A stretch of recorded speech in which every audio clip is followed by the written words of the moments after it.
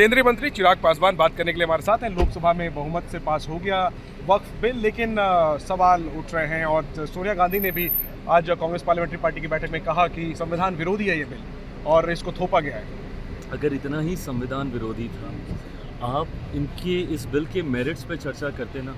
आप अधिकांश विपक्ष के सांसदों का भाषण आप निकाल के देख लीजिए, उन्होंने सिर्फ भ्रम फैलाने का काम किया।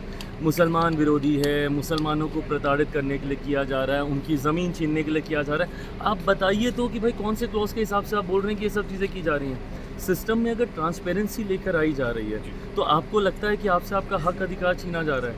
हक अधिकार तो उन लोगों का छीना गया है, उन गरीब मुसलमानों का, मुट्ठी भर लोग जो इसके ऊपर कब्जा करके बैठे हैं। आज जब व्यवस्था को और ज़्यादा विस्तृत किया जा रहा है और ज़्यादा पारदर्शी किया जा रहा है तो इन लोगों को चिंताएं हैं।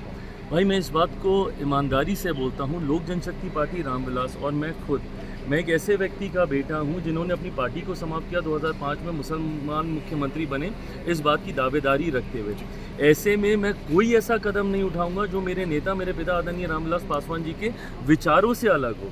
मेरा समर्पण जहाँ समाज के उस वर्ग के प्रति है, वहीं मेरा समर्पण मेरे नेता, मेरे पिता आदरणीय रामविलास पासवान जी के विचारों के प्रति भी है।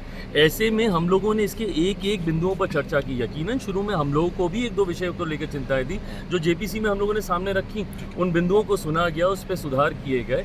आज की तारीख में मैं मानता हूँ जो संशोधन इसमें हुए हैं और जिस तरीके से वक्त का ये विधेयक आया है, ये सिर्फ और सिर्फ पुअर मुसलमान है।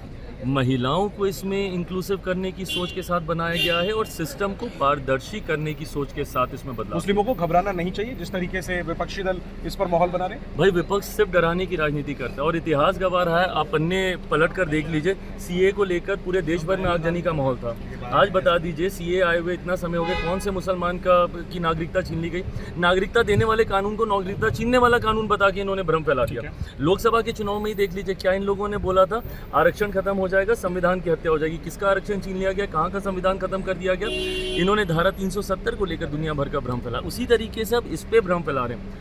आज कंगन को आरसी क्या भाई, 6-8 महीने के बाद बिहार में चुनाव है, अग्नि परीक्षा हम लोग की वही हो जाएगी। क्या चुनौती बढ़ेगी एलजेपी जैसी पार्टियों के लिए बिहार के चुनाव में, क्योंकि आपको मुसलमान समाज का भी वोट मिलता है और जो ये बिल पास हुआ है, माना जा रहा है कि चुनौती अब आपके लिए बढ़ जाएगी चुनाव में। देखिए, जो गरीब मुसलमान है, आने वाले दिनों में जब उनकी समस्याएं उनको हल होती हुई दिखेंगी, वक्त में क्या आपको लग रहा है कि विवाद किसके साथ है? अधिकांश विषय ऐसे हैं ज़मीन विवाद के जो मुसलमान भाइयों के साथ ही हैं, उन्हीं का विवाद चल रहा है बोर्ड के साथ। तो ऐसे में जब सिस्टम में पारदर्शिता आएगी, जब उनकी समस्याओं का समाधान होने लगेगा, 2 महीने, 3 महीने, 4 महीने, 6 महीने आते आते तक अपने आप सबको समझ में आएगा। तो बिहार की अग्नि परीक्षा ये वक्त बिल पास करेगा लोकसभा में? तो बिल्कुल करेगा और मैं पूरी तरीके से इस अग्नि परीक्षा के लिए तैयार हूँ। मैंने कहा रामविलास पासवान का बेटा हूँ, मेरा समर्पण मेरे पिता की आइडियोलॉजी के प्रति भी है।